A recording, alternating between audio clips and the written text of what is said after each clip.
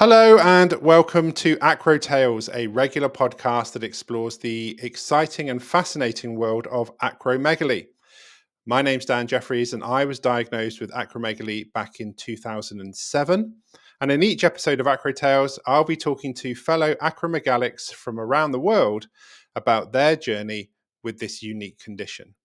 It's episode 20, and I am really pleased to welcome Thomas from Switzerland. Thomas is 37 and was diagnosed with acromegaly only a few months ago in December 2023 and has recently undergone surgery. Thomas, welcome to AcroTales. Thank you, Dan. So this is all quite raw for you if you've only just been diagnosed less than 6 months ago and had the surgery in that period as well. So perhaps you could talk us through how you got diagnosed and what were the signs leading up to that.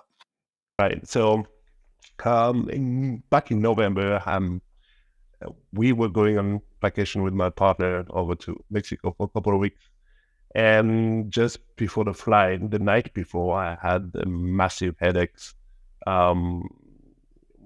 with like nausea, and I ended up puking, and it was just like stabbing in the eye, in the left eye. Okay. It was really intense. I never felt pain like that my whole life. But I had something similar a few years back, and it just was worse than the last time, and the time before, and the time before. But every time I went to see a doctor for that, it said possibly it's stress, because I've always been prone to anxiety, panic attack, this kind of thing. So yeah, stress always played a big part of my life. So yeah, the doctors always kind of dismissed it because it was probably related to stress. So I didn't think anything of it. The next day I woke up and we had to take that flight. So obviously we went there. And on the way there, I realized that I could not read anymore. I couldn't see the words. It was very weird. I just could not see the words, just the start of the word, but not the letters that were coming after. I would start reading one word and realize there's a whole sentence after that. So I thought, okay, maybe we do this vacation and let's take that trip. When we came back, it didn't get any better. I went back to work and I realized that I just couldn't read my emails at all. So I thought, okay, maybe it's time to go see a doctor. So I went to the ophthalmologist just to get my eyes checked and maybe new glasses or something. And yeah, long story short, I ended up 15 hours later diagnosed with a brain tumor. And I had no idea about acromegaly or anything. The ophthalmologist made some tests, sent me to the ER. In the ER, they made a bunch of tests, and at the end of the day, told me that I needed to stay there. It was a couple of days before Christmas, and I thought, I would like to go home for Christmas. I'd rather I don't know not. what's going on. It's probably nothing. I just want new glasses. So yeah, without knowing anything at all, I suspect that they knew there was something. So they convinced me on that night to make a CT scan, which I did, and it was late at night. Only the radiologist was left, and so she came back with the results. Sat down next to me and told me, I'm afraid I have bad news for you. There's something in your brain that's quite big and shouldn't be there. It needs to be taken care of immediately. So that was quite a shock. I was like, oh, okay. I guess that's Can I ask, did she say it was something in your brain or something in your pituitary gland? She said brain, yeah. Yeah, because I think there's quite a difference, isn't there? If she'd said pituitary gland, would that have been less stressful for you? Probably not, because I had no idea what the pituitary gland was. Okay. So it would have been probably about the same. So yeah, I just thought, okay, that's the end, and that's it. Wow. She asked that I stayed and got an MRI the next day and see how we proceed with the rest. And I convinced her that it was probably here for a long time because I had these symptoms months ago, and I had the same symptoms years ago about the headache and the vision loss. So I convinced her that I would go home for Christmas, spend time with my loved ones, and then go through whatever was coming for Yeah. after that.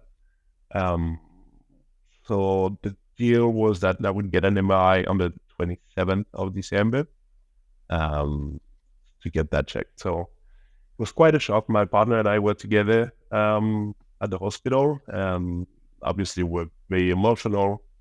Um, Yeah. we got home and I just went to bed. I was exhausted. I actually slept like a baby that night. And the next Because day, did you think because you finally had an answer as to why you were feeling so bad? I don't know. It was just such a long day for me, and I really wasn't Okay. expecting that. I just wanted new glasses. So, yeah, I wanted new glasses, and I came home with a brain tumor. We So came I with a was tumor. just, oh, okay. So, but no, I slept like a baby, and yeah, well, when I woke up in the morning, my partner woke me up actually, and she was like, "I have a great news for you. My sister and I we found what you have." And like, okay, I really thought that they were in complete denial, and they were trying to find the best outcome possible. But yeah, the more they started talking to me about it, and the more it made sense. I was like, okay, yeah, I do tick all the So in boxes. the hospital, they didn't mention acromegaly, or they No, had not at mentioned all. acromegaly? They did not. So they just said you have a tumor in your brain, That's it. but didn't give you the name of the condition. No. That's really bad. Yeah, I mean, it was the radiologist. It was very late at night. No neurologists were Yeah. left in the hospital.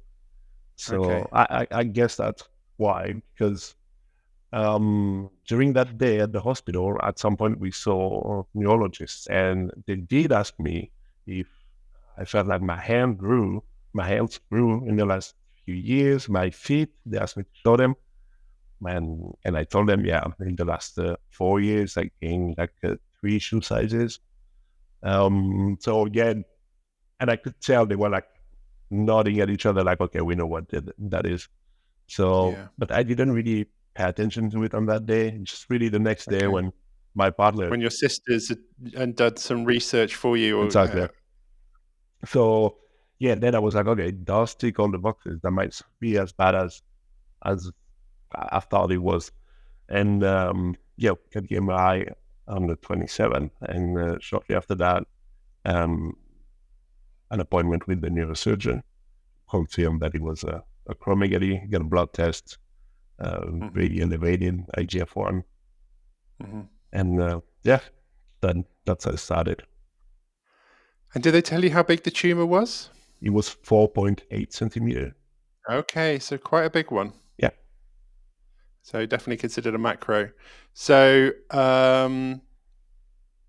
mean, you've obviously expressed how distressing it was to find out that news, uh, and also for your family. But did you have a sense that in the years building up to this, not just the headaches that you had, but did you have a sense that something wasn't right? Um, it's hard to know because you're growing up, in yeah, your 20s, all kind of different things going on. But did you notice, for example, a change in facial appearance, or did other people comment that you looked different or anything like that? yes, definitely. It started actually in my early 20s. I started getting that underbite, um, and it just kept getting worse and worse. And I went to see the dentist and surgeons a few times, considered getting a surgery, just never went with it.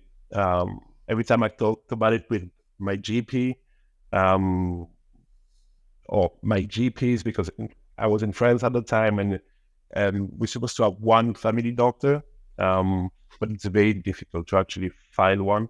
So because I kept moving around in France, I didn't have, Okay, you're not seeing the same person. yeah. So it was difficult to see always the same one. And yeah, they were pretty dismissive about it, saying like probably nothing. Same with the I, hair. th- I really feel that dentists, and I've said this many times before, but I think dentists are the missing link between early diagnosis. They are the ones that see if someone's jaw in their 20s is changing shape, or they Yeah, can't bite down on their back teeth anymore, something is clearly wrong. It's not a normal progression. And it's a common feature in acromegalics that the jaw and the teeth is something that happens first, but dentists just don't seem to be aware of it. yeah, no, definitely not. Um, what I saw. Um, So then, yeah, my parents coming over for vacation and telling me, "Wow, your hands grew. Like you need to realize your hands grew." And yeah, I was like, "Yeah, I know. I cannot put my gloves on anymore, Wow. or I need to change shoe sizes every year." In my early 20s, 30s. So yeah, that there was all of these, but I didn't think anything of it, and I didn't think that all of these were actually related. Um, Why would you? yeah, I mean, exactly. I think we've all gone through that. At no point do we go, well, I've got this and this is happening. I must have a tumor in my pituitary gland. I mean, unless you're a medic, this is never going to add up. And even then, the medics don't get it right. Exactly. So why would we get it? And yeah, I had other symptoms like those stripes on the skull, like um, ondulation of the scalp. And Okay. yeah, I went to the doctor, and in front of me, looking on the internet, it was like, that's probably nothing. There's only rare disease that can cause this thing, so probably not that because it's rare. So It's yeah, probably not that because it's rare. I mean, exactly. Uh, that's just I ridiculous. actually called my last GP after I got diagnosed to tell him that I had acromegaly, so that he would keep an eye out if he sees the same symptoms again, that it might be that, so better to investigate. And he actually told me that he had one patient that had it about 35 years ago. So to tell me how rare it is, so that's why he didn't think anything of it. So you've got the diagnosis around about Christmas time, which is obviously not ideal, and then you've got to face the new year with the prospect of surgery. So what was the surgical plan? When did you go in and have your treatment? So the surgery was planned pretty fast. As soon as we saw the neurosurgeon, a couple of days later, he said that it would probably be about 4 to 8 weeks before the surgery. And it actually got planned for the 26th of January. That's very Um, good. so yeah, it was very fast, and the whole team was very confident, very comforting, very available as well for any questions we might have. And they were just really good and really making us feel comfortable about the outcome. And yeah, just very positive about it. And so yeah, we spent the whole month making researches all over the internet, obviously trying to see what this is all about. And yeah, that was the wait. Although it was only 1 month, felt like forever. Yeah, felt Yes. like we're in a time capsule and just like stuck in there for years. Yeah, no, I totally understand that. The wait for surgery, and often surgery can then be postponed, and that's even worse. Did you join any communities? I'm not promoting this. Did you listen to AcroTales? What did you do to kind of raise your awareness of what's going on? I, for example, prior to my surgery, I was watching surgery videos on YouTube.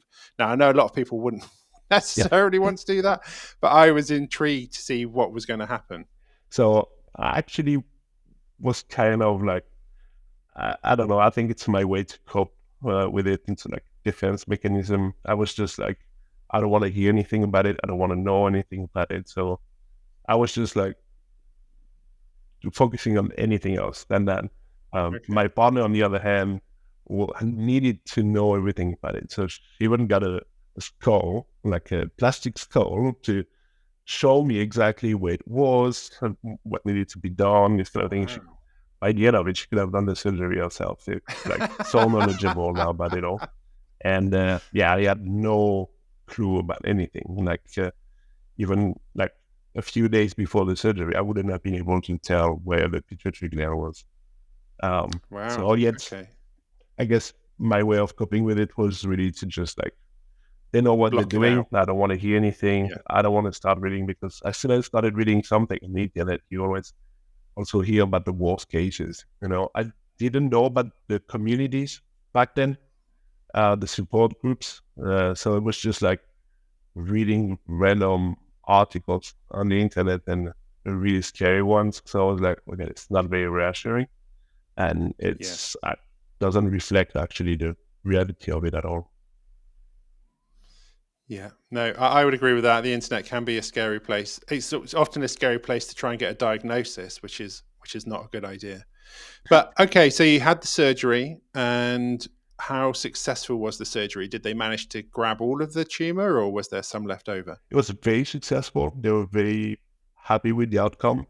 Um, but yeah, there was some leftover around the carotid that they didn't want to touch too much. They had Yeah, to poke the pituitary gland a bit too much, so this one is non-functioning anymore.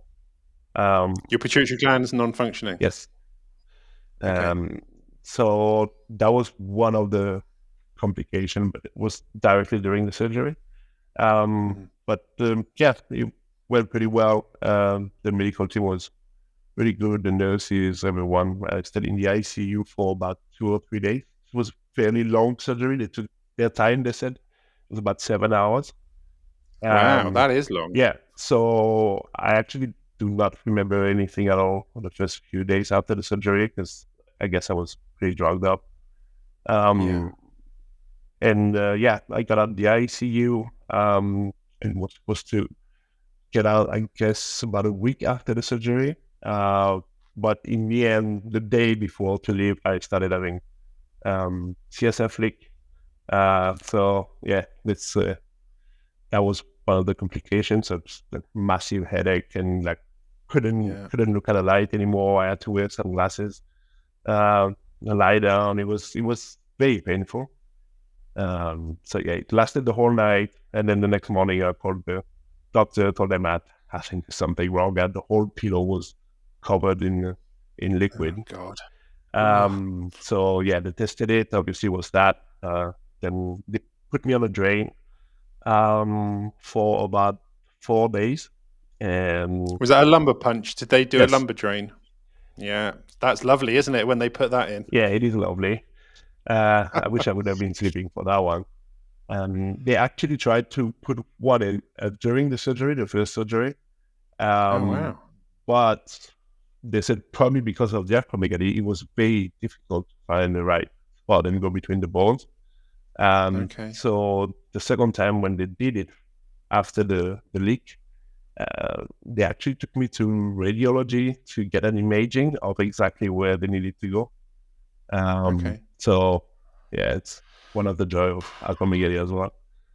So yeah, that was Yes. So yeah, okay. So quite a complication with the CSF leak, but did the drain help? Did it definitely, cure it? definitely. Never had a leak after that. So just 4 days, I went home after that, and yeah, I took it easy for the first couple of weeks after I Good. got home, and as the way they were saying it, I pretty much discharged myself from the hospital because I just really couldn't take it anymore. I couldn't sleep. It was very loud, very noisy. Yeah. So I just really needed some rest. I felt that I needed some rest. So I kind of discharged myself, went home, and yeah, they were looking at me like, we're going to see you again in a few days because that leak's going to come back. Like the punching not gonna solve that. But no, actually, they're pretty surprised. But It didn't. no, It we did not. you recovered. Yeah, Wow. And that was it, and you didn't go back. So you just stayed at home and recovered. yeah, And that's did it. you start to notice changes? Yeah, definitely. Within the first few days already, all the soft tissues like getting less swollen. I lost a lot of water through sweat as well, and I started really feeling like uh, the balls on my eyebrows or under my eyebrows and the cheekbones getting uh, what felt like smaller, and the nose, Yeah, the it's very jaw. weird, isn't it? Yeah, yeah, yeah, definitely. I lost You think two shoe you've sizes. had years of that slow build up, and then once this little lump has gone, within a week or 2 weeks, you start to really feel a rapid change in your Yeah, appearance, and exactly. it's the strangest thing. Sorry, I cut you off. What were you saying? Yeah, also, yeah, the hands, the feet as well. I lost a couple of shoe sizes right after the surgery. So yeah, it felt nice. And my parents, so obviously know me for a long time, were telling me that, yeah, I look like I did like 10, 15 years ago. So Amazing. yeah, And did your visual issues sort themselves out? definitely. I woke up and I could see. I could read. It was impressive. They actually didn't think he would recover that much. They told me that because the tumor was pressing on the optic nerve for so long, probably there was some damages done. Right. But yeah, I recovered about 90% of the peripheral vision field. That's Yeah. fantastic. Well done. I lost some peripheral vision after my surgery, unfortunately, was frustrating. So yeah, I think keeping hold of your vision is really, really Yeah. important. And now, we're in May 2024. What's the situation? Are you on medication to support things? Where are you at? Right. So, yeah, pretty much when I got home, I got the endocrinologist doing a bunch of blood tests, and so I had also diabetes insipidus, which is Yeah. still not gone. So I'm still taking mini for that. So Okay. something I take at night, so I don't wake up super thirsty, and I don't have to go to the toilet every 10 minutes at night. I also am taking cortisone for the cortisol level that's very, very low. Right. Um, and I'm taking as well Etiops for the thyroid with the T3 and T4. Okay. But you're finding it's manageable. It's not knocking you about too much. It's a bit tiring as well. There's one side of it is that I'm actually waiting for the approval, and so that's the Swiss system. We have a private insurer for all the health insurance are actually private and mandatory. But we're waiting the approval for a few treatments, including the got it somewhere, hormone for the testosterone. Okay. So it's below par. It's at 0. It's not even detectable in the blood anymore, the testosterone. So yeah, this Wow. is very tiring. Okay. So waiting for the So approval for that one. so on the approval, is that for injections or Yeah, the it's gel? one injection a week. One a week. Okay. Okay. And we're also waiting for the approval for the Signifor. And in the meantime, I'm gonna get started with octreotide. Okay. Okay. So I So a had, bit of a menu. yeah, I had the post-op MRI about 2 weeks ago. So to really see what's left and how big it is, and where it is. So yeah, that's the part that they left around the carotid, and Okay. yeah, it's about 1.2 centimeter. And so yeah, they decided to go through with the medication and see how it works. So can't wait to get Okay. started. No talk of radiotherapy yet then. We Let's talked focus on the that was one medication. of the options, but they're confident that with the Signifor, it can um, at least stabilize the size, and it's in a place where it's not Okay. bugging anything. It's not touching the optic nerve, so not pushing on anything. So Okay. Well, good luck with that. I mean, this sounds like it's been a real whirlwind for you in the last 6 months and a huge change to life, and you have to suddenly adapt and, deal with medications you've never heard of with a part of your body you didn't know really existed. It's very strange, and it's a lot to take on board, and it's a lot for family and friends to take on board as well. So, with that consideration in mind, this is all very fresh for you. If someone was going to say to you now, "I've just been diagnosed with acromegaly," what would be your advice to them? maybe not to go directly on Google, but to try and find those support groups. There's a lot of different support groups, pretty much for every country. There's general ones as well, pituitary group. This is where you can ask the questions. This is where you can get your science. There's a lot of patience. I feel it was more for me reassuring to talk to other patients rather than medical professionals about it. Yeah, Um, because they're the ones who've lived through it. exactly. So yeah, seeing those journeys really helped. So that's what I would say. Get in touch with other patients. And over time, I think, as you live with it more, as you grow to get to understand it more, as the years pass, you'll become one of those knowledge points Hopefully. that those that are diagnosed with will come to you. And it goes full cycle, and Yeah. it's suddenly you become an advocate, and acromegaly is going to be part of your life whether you're in remission or not. And I think it's important to pass that knowledge on and support other people as they supported you when you were Yeah. diagnosed. That's one thing that I really found amazing, is that on the support groups, there's a lot of people who are in full remission, and they connect every day to talk to other people. Yeah. Acromegaly should not be part of their lives anymore, but it is. And yeah, they help bring other people on, and I find this amazing. Yeah. I think maybe part of the reason for that is that whilst you might be in remission and there's no, bad cells up there, acromegaly still has an impact and a lasting impact. It might be the way you look, it could be your teeth, it could be your joints, could be your vision. So I think there's always a reminder that you had it, on a Yeah. day-to-day basis, and we all know what we've been through with it, and we want to help others. I think it's a balance, though. I think you should never do it at the cost of your own living. You should never be an advocate 100% of the time. You need to go out and live and enjoy life, and celebrate that you're through the worst of this situation. But it's obviously very rewarding, and well, rewarding is a good enough word to give that information back and that support back. So yeah, well, you've been on quite a journey, and I sense there's a little bit left to go, but it's been a really, really fascinating story, and I'm really grateful to you for telling it.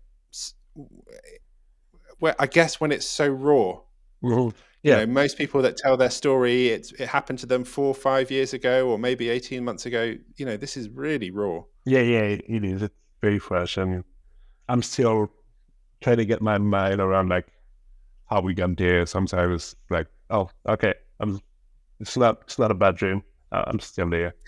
Yeah, there's also one thing I wanted to mention is prior to the diagnostic, and uh, maybe how sometimes I'm thinking they would have found out like 20 years ago. What would have been different? What difference would it make? Mm, And obviously, it would make a difference. But I'm really happy in the place I am right now, so I wouldn't change anything.